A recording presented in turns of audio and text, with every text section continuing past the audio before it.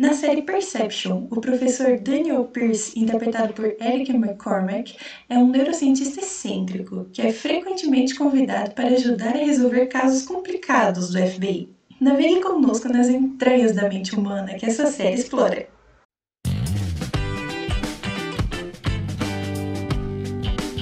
Raimundo da Silva Soares Júnior é graduado em Ciências Biomédicas pela Unesp de Botucatu, mestrado pela Faculdade de Medicina da USP de Ribeirão Preto e atual doutorando pela UFBC em Neurociência e Cognição.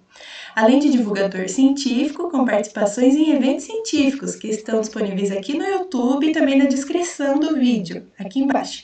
Bem-vindo, Raimundo, nosso convidado de hoje. Olá, Gisele, tudo bem? Tudo bem, Olá! É um prazer para nós do SAP ter você aqui, que bom que você veio. Imagina, obrigado pelo convite. Mas então, Raimundo, tecla SAP para o seu currículo. Fala pra gente o que é que exatamente você estuda. Bom, então eu estou fazendo doutorado aqui na Universidade Federal do ABC e na área de neurociência, então a gente sempre quer saber como é que o cérebro funciona, né? A gente tenta entender mais sobre o cérebro, e no meu caso especificamente eu tento ver sobre a questão da aprendizagem, né? Como é que o cérebro aprende e como é que a gente utiliza esse conhecimento para tentar resolver problemas. Então eu tenho feito algumas pesquisas aqui numa escola pública de São Bernardo com crianças para tentar utilizar essas técnicas de pesquisa, como é que elas conseguem resolver problemas de geometria, esses problemas visoespaciais. Nossa, que legal. Deve ser muito empolgante para você, né? Eu gosto. Eu sou suspeito para falar, tudo que envolve o cérebro, para mim, é muito interessante. Ai, que legal.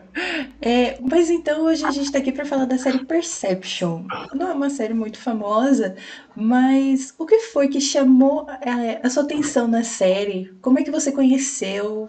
Por que você gostou? Como é que foi? Bom, então, na verdade, eu decidi que eu ia ser neurocientista quando eu tinha 15 anos de idade. Uau! Na verdade, eu trabalhava como eletricista, fazia curso técnico em eletricidade, e aí eu estava assistindo televisão à noite e eu vi uma moça falando sobre o cérebro, o cotidiano. Ela chamou aquilo de neurociência do cotidiano e eu falei, nossa, é isso que eu quero por toda a minha vida.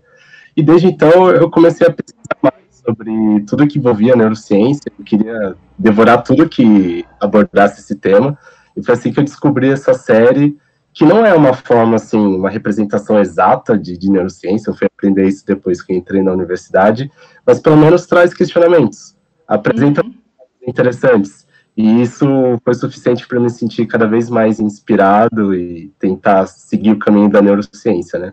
Então, nessa tentativa de aprender mais sobre o cérebro, eu acabei descobrindo o que é o percepção, né, que eles tanto falam nessa série, e eu também achava super legal o fato do personagem principal lá, o Daniel, né, que é um cientista, ele ficava dando aula de neurociência e sempre fazendo questionamento, sempre perguntando para os alunos o que eles achavam, e eu me sentia um aluno ali também, eu também sentia, poxa, o que é realidade? É a primeira pergunta que ele faz na série, né? O que é realidade? E aí eu fiquei pensando naquilo e muitos anos depois eu ainda me questiono sobre isso. Então, é uma série muito especial para mim. Eu acho que quem assiste, quem acompanha esse canal também vai gostar bastante. Com certeza, com certeza.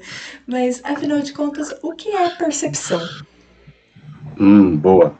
Então, na verdade, a percepção, acho que é a maneira mais simples de colocar é como se fosse uma interpretação que você faz, uma identificação com base nas informações sensoriais que você recebe. Então, por exemplo, se eu te mostrar um objeto, isso aqui, por exemplo, você consegue ver? Sim. O que é isso? Uma caneta. Uma caneta, exatamente. Na verdade, o que aconteceu aqui nessa demonstração bem rápida é que você tem um estímulo visual, então o seu sentido da visão recebeu essa informação, e aí você interpretou essa nova informação com tudo aquilo que você já vivenciou, tudo aquilo que você já aprendeu, para conseguir identificar e fazer uma representação mental daquilo que está sendo apresentado a você. Então isso é uma percepção, é uma interpretação da sua realidade. Acontece que a interpretação ela nem sempre é tão exata, né? O nosso cérebro ele não é perfeito. Então, às vezes, a gente se engana. E acho que é com isso que a série brinca um pouco, sobre essas alterações da percepção, nessa busca para tentar entender a realidade. Ai, que legal. Realmente muito empolgante, é muito envolvente, assim, também, toda a história, né? Em Uhum. vários episódios, eles também falam sobre neuroimagem. O que seria isso? Você usa na sua pesquisa? Eu uso. Então, neuroimagem são técnicas de pesquisa que a gente utiliza para tentar entender o cérebro, mas sem precisar abrir a cabeça de ninguém. Imagina o quão difícil seria se a gente tivesse que ficar abrindo a cabeça das pessoas toda hora para tentar saber o que está acontecendo ali dentro. Seria horrível. Então, com o passar dos anos, foram criando técnicas para conseguir entender como o cérebro funciona, e essas técnicas elas geravam imagem que não são imagens do que está acontecendo no cérebro, mas que ajuda a gente a interpretar o que está acontecendo ali. Então, essas neuroimagens. Então, por exemplo, tem a técnica do EEG, que é o eletroencefalograma, onde a gente utiliza alguns eletrodos para ficar do lado de fora do cérebro, ali na cabeça da pessoa, e aí com isso a gente consegue inferir a atividade elétrica que acontece dessas células chamadas de neurônios que vão conduzindo informação por meio de eletricidade. E aí, com essas informações, a gente consegue entender quais são as regiões que estão em atividade e o que está acontecendo aqui. Existem outras técnicas também, por exemplo, a técnica que eu utilizo, que é o FNIRS, é muito semelhante com o que eu acabei de descrever, só que ao invés de a gente utilizar eletrodos, a gente utiliza luz. Então, a luz, dependendo da frequência de luz que a gente utiliza, ela é capaz de atravessar o tecido biológico, ir até o cérebro e voltar para um detector. E aí, com esse tipo de análise, a gente consegue ter uma interpretação indireta, mas muito útil para saber quais são as regiões ali do cérebro que estão em atividade durante uma determinada tarefa. Uau, que incrível! Sim. Uau! Nossa, realmente, uau! É parecido com mais ou menos quando a gente vai no hospital e vai fazer aquele exame que tem que entrar na ressonância, assim, que tipo, o médico Hum, consegue ver como é que o cérebro lá dentro, mais ou menos isso. É mais ou menos isso, sim. Só que esse caso no hospital, olha só como é complicado, né? A pessoa tem que ir até o hospital, ela não pode se mexer, ela tem que ficar paralisada, e ela fica ali durante muito, muito tempo. Então é até meio claustrofóbico você ficar ali parado, sem poder fazer nada, enquanto eles estão tentando fazer essa representação em imagem do que está acontecendo no seu cérebro. No meu caso, a criança, né, ela coloca uma touca. E aí, nessa touca vai ter lá os optodos, que a gente chama, que vão fazer essa medida. Então, mesmo que a criança mexa um pouco a cabeça, isso não vai interferir tanto na minha coleta de dados, por exemplo. E também ela não precisa ficar um período muito longo. Meu experimento ele dura 10 minutos. Uau! Então, características elas facilitam bastante a técnica de pesquisa, pelo menos aqui no laboratório da UFABC, né? Que legal! Pode fazer isso na escola. A gente não precisa que a criança vá até o FABC fazer esse tipo de pesquisa. Uhum. Ah, Então a então pesquisa ótimo! acaba sendo a pesquisa é num ambiente mais naturalístico possível, porque a Aham. forma como ela vai se comportar ali no ambiente que ela já conhece é completamente diferente do que ela ter que ir para um ambiente novo, onde ela não conhece ninguém, vai ficar tímida, com medo, enfim. Então, cada vez mais a gente está se aproximando da possibilidade de fazer experimentos naturalísticos, ou seja, mais próximos ali do dia a dia das pessoas que participam. Ah, sim, que legal. Então ele é mais portátil também, né? O É equipamento. portátil, sim. Ah, então, Tanto, ótimo. tanto o FNES quanto o EEG, eles são portáteis. É também uma outra vantagem importante desse tipo de técnica. Aham. Legal, muito legal. E a série, o professor especificamente, né? No começo a gente vê que ele parece meio diferente, assim, mas depois a gente tem a confirmação de que às vezes ele vê umas pessoas, assim, ele conversa com umas pessoas e as pessoas não estão lá, na verdade, né? Uhum. Então, aí depois a gente descobre que acaba que ele tem esquizofrenia, né? Aham. E então tipo, é um relato real, né, de transtornos neurológicos, tanto Eles dele pode principal falar. quanto dos outros que ele acaba acompanhando os casos, né? Então ele é sempre convidado para algum caso que por acaso não, né? Mas por algum motivo policiais que não foram treinados, né, para neurociência não conseguem investigar por quê, né? Então, eu lembro muito do caso da mulher que você falava uma coisa para ela e ela achava que era isso, que era verdade. Então falaram para ela, você matou o marido porque você queria o dinheiro do seguro. Ela falou, era isso que eu Uhum, queria, mas não era uhum. isso. É, eles tentam se inspirar em casos reais, então esse é um dos casos que realmente acontece na vida real e não é a única série que faz isso, né? Então, Dr. House aparece um personagem com essa mesma condição neurológica e até a esquizofrenia é também uma inspiração do que eles viram na vida real, só que assim, é uma série de entretenimento, né? Então eles não fazem uma representação fidedigna do que realmente acontece. Eles querem divertir a pessoa, eles querem que a pessoa assista e goste. Então é aquela dinâmica clássica de algum especialista que trabalha junto com alguém do FBI para resolver um caso do FBI ali, que geralmente é assalto, roubo, assassinato, coisas. Então, o que eu acho legal é isso, eles acabam mexendo com a sua curiosidade para querer saber, nossa, que interessante, eu não conhecia essa condição, deixa eu ver o que realmente é. E aí você vai atrás da informação. Uhum. Então, todos os suspeitos, né? Todos os investigados são todos com condições que, de verdade, que as pessoas realmente É, podem ter. sim, sim, são inspirados nessa condição real, mas não é uma representação exata daquilo que acontece na vida real. Então, por Uhum. exemplo, eu lembro que logo no primeiro episódio aparece um personagem afásico, ou seja, ele tem problema de fala, e ele é especialista em identificar mentiras. Sim. Realmente ele começava a dar risada. E Uhum. aí eu fiquei curioso, falei, nossa, mas será? Eu nunca vi isso na vida. Aí eu pesquisei e achei um artigo da Nature, que Nature é um lugar onde é uma das melhores revistas, onde os melhores trabalhos são publicados na ciência. E lá nessa revista tinha um artigo relatando o fato de que algumas pessoas afásicas achavam graça nas microexpressões ou na expressão corporal relacionada à mentira. Então, é como se eles tivessem um pouquinho mais de sensibilidade para conseguir identificar a mentira. Agora, todo afásico é assim? Não. Eles são tão perfeitos assim de acertar todas as mentiras que acontecem? Também não. Então, lá na série, eles colocam para parecer que é uma coisa infalível, perfeito, porque é entretenimento. Mas, pelo menos, teve alguma referência ali que te instiga a querer identificar o que de fato é verdade, o que existe. E é legal saber que eles estão se inspirando em casos baseados no que é relatado pela ciência ou no que já existe na literatura científica. Aham, aham. Então, o caso do homem que não conseguia enxergar os rostos das pessoas, também pode ser, alguns rostos ele não conseguia lembrar? Sim, na verdade, essa condição. Eu faço parte de um grupo chamado Nunca Vi um Cientista, e tem um vídeo da Ana, onde ela relata que ela tem esse problema. Ela tem muita dificuldade para reconhecer o rosto das pessoas. Uau! Sempre que ela me vê, ela acha que ela está falando com o Lázaro Ramos, porque ela não consegue pegar essas nuances do rosto, sabe? Então, Aham. são real e mais comum do que a gente imagina. Só que ali Uau! é de uma forma extrema, né? Para Aham, justamente esse tipo de entretenimento e chamar mais atenção. aham. Nossa, já pensa se ela encontra com o Lázaro Ramos? Vai começar a falar com Ela você. é,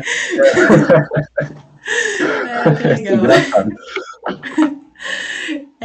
Então, desses vários tópicos que a série aborda da neurociência, então cada episódio com um assunto diferente, com temas diferentes, qual deles foi o que mais marcou você? Nossa, boa pergunta essa. Acho que